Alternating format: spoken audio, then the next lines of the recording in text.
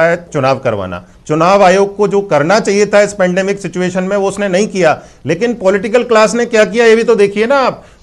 चुनाव आयोग ने ये तो नहीं कहा था कि इतनी भीड़ इकट्ठी कीजिए, ये कोई चुनाव आयोग की गाइडलाइन में थोड़ी ना है कि आप रैली कर सकते हैं नहीं कर सकते हैं। जब आप वर्चुअली सारी चीजें कर सकते हैं, इतने दिन से कर ही रहे थे आप, तो चुनाव जैसी चीज क्यों नहीं कर सकते हैं? और आपकी चीजें क्या पता नहीं है? इस तरह का सोशल मीडिया जिस तरह का हो गया है, मीडिया हो गया है, आपकी सारे प्रोग्राम्स पता है, आपकी सारी उपलब्धियां पता है, तो फिर क्यों आप भीड़ इकट्ठी करना चाहते हैं? किन लोगों की इकट्ठी करना चाहते हैं आप उनमें सब जानते हैं कि जो चुनाव की रैली होती है उसमें आम लोग कितने आते हैं और कैसे आते हैं, उसमें पॉलिटिकल पार्टी के ही लोग होते हैं, तो वो तो आपके वोटर ऐसे ही हैं। तो भीड़ इकट्ठी करके आप सिर्फ माहौल बनाना चाहते हैं। ऐसी महामारी के दौर में माहौल बनाने का दूसरे तरीके हो सकते थे, पॉलिटिकल पार्टीज ने उन पर विचार नहीं किया, उनको इंप्लीमेंट नहीं किया, और जिनका काम था जो सुपर स्प्रेडर है उनको आइडेंटिफाई करें, महामारी को रोकें, वो खुद सुपर स्प्रेडर बन गए इसमें। मनीष जी, सबसे पहले कि कोरोना के साथ रहना सीखना होगा कहने वाले थे प्रधानमंत्री नरेंद्र मोदी, ठीक है। हम लोगों ने भी सोचा कि हाँ अब हमें जिम्मेदारी निभानी है, जिम्मेदारी के साथ हमने मान लिया। लेकिन अब आप एक बात बताइए कि बंगाल में मैं किसी भी राजनीतिक दल के हाथ पांव चलाने की तस्वीरें देखूं, क्या वो सब मुझे अलाउ है? क्या मैं कर सकता हूं?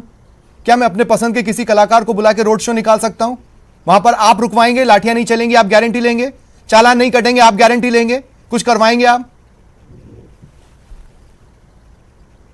नहीं स्वप्निल, बात यह है कि जैसे कोरोना के केस ज्यादा आए थे, मुझे याद है जो वीरभूमि जो जिला है जहां पे अभी 7th राउंड में चुनाव हो रहे हैं, वहां पे ऑनरेबल प्राइम मिनिस्टर साहब ने वर्चुअल मीटिंग करी है, और आपने देखा कि वो वहां नहीं गए हैं। हाँ। तो जैसे ही उसकी तादाद में वृद्धि हुई, अब एक बात बताइए, जब राहुल गांधी ने कहा कि मैं अब आगे चुनाव में रैली नहीं करूंगा, तो आपने निशाना साध लिया, तो वाइसे वर्सा अगर प्रधानमंत्री मोदी ने लास्ट चरण में आके सोच लिया कि मैं नहीं करता हूं, तो फिर अंतर क्या रह गया? स्वप्निल, 15 दिन में 1 महीने 15 दिन बंगाल में रहा हूं मैं खुद, और मैंने देखा है वहां पर कोरोना के केस नहीं थे, सब बिना मास्क चल रहे थे। जैसे ही कोरोना की बात आई कलकत्ता रीजन में, तो जो वीरभूमि वहां से 250-300 किलोमीटर दूर है, वहां की रैली भी ऑनरेबल प्राइम मिनिस्टर ने नहीं करी, और उसमें वर्चुअल मीटिंग करी। तो इसका मतलब ये है कि ही सेंसिटिव इनफ। जिन स्टेट्स में चुनाव थे उन सारी जगहों पर रैंडम सैंपलिंग लगभग न के बराबर हो गई, जांच रिपोर्ट लगभग न के बराबर सामने आने लगी।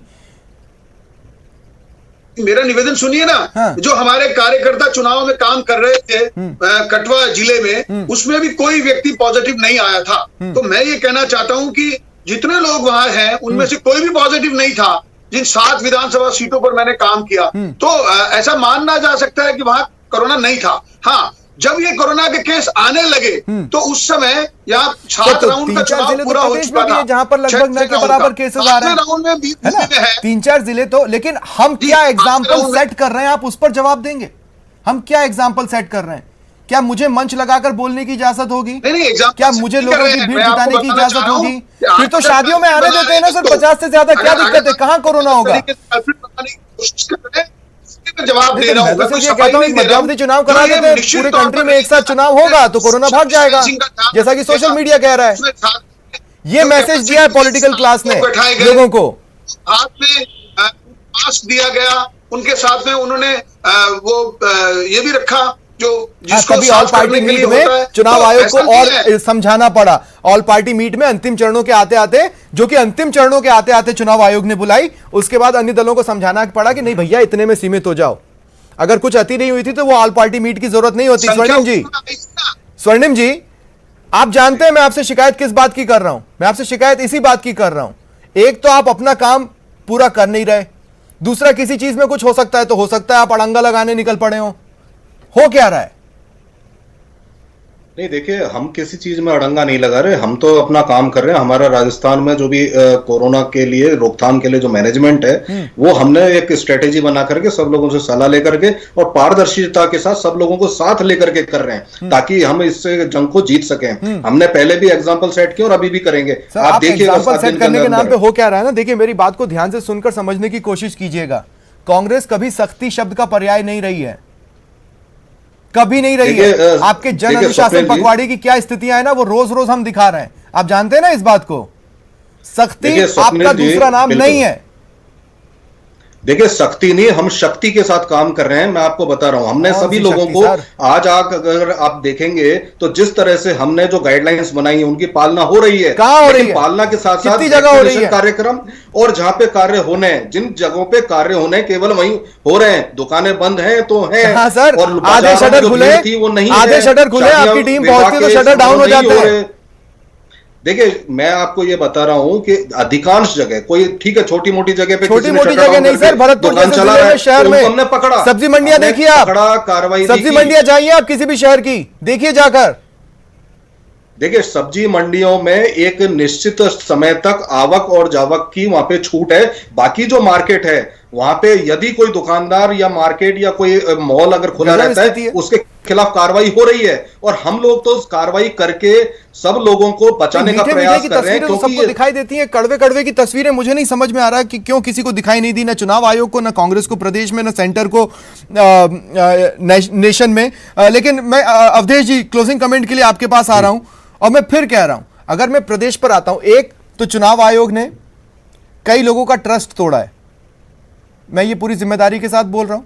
और दूसरी बात, कांग्रेस सख्ती का नाम नहीं है, उन्हें एक बार फिर आंखें खोलने की जरूरत है प्रदेश में। और तीसरी बात, सेंटर ने भी अपना वो अपर हैंड जो इस बैटल में हासिल किया था पहले, वो खो रही है या खो चुकी है। देखिए स्वप्निल जी, ये आपने जो सारी बातें कही हैं वो एकदम दुरुस्त हैं, लेकिन हैरत की और दुर्भाग्य की बात यह है कि इन सारी गलतियों को एक्सेप्ट करने के लिए कोई भी तैयार नहीं है। जब तक आप इन गलतियों को स्वीकार नहीं करेंगे, आगे की रणनीति ईमानदारी से आप नहीं बना सकते, उसको इम्प्लीमेंट नहीं कर सकते और कोरोना पे रोकथाम नहीं कर सकते। आज स्थिति ये है कि कोई अपनी मर्जी से टेस्ट देने जाता है तो उसको सैंपल देने के लिए इतनी मशक्कत करनी पड़ती है, उसकी रिपोर्ट कई दिन के बाद आती है। जो आप पहले करते थे कॉन्टैक्ट ट्रेसिंग, जिससे आपने पहले पिछली बार कोरोना की चैन तोड़ी थी, वो सब बंद है इस बार। तो आप बात कर रहे हैं कि हम शक्ति से लड़ रहे हैं, ये शक्ति किस तरफ है? कोरोना को रोकने के लिए है या आंकड़ों को छुपाने के लिए है? ये सबको दिख रहा है, साफ साफ दिख रहा है।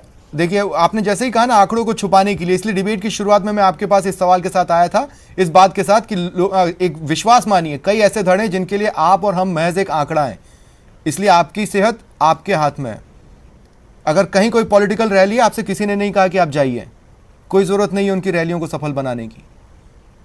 शुक्रिया बहुत बहुत आप सभी का मेरे साथ जुड़ने के लिए और तमाम इस बातचीत को देखने के लिए। यह था आज का प्राइम डिबेट। नमस्कार।